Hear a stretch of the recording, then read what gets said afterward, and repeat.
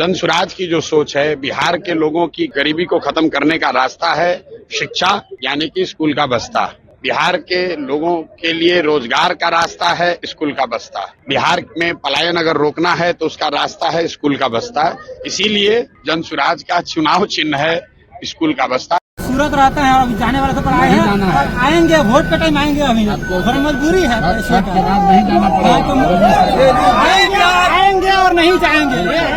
इसीलिए लगी कब से फोटो खींचने का कर रहा हूँ, लेकिन वीडियो बना रहा हूँ, लेकिन वहाँ रहने वाले सब मजदूरों को मैं दिखाऊंगा। नहीं जाएंगे, आना है तो नहीं जाना। वहाँ के सारे मजदूरों को दिखाना है, मिले हैं, बात हुआ है हमारा।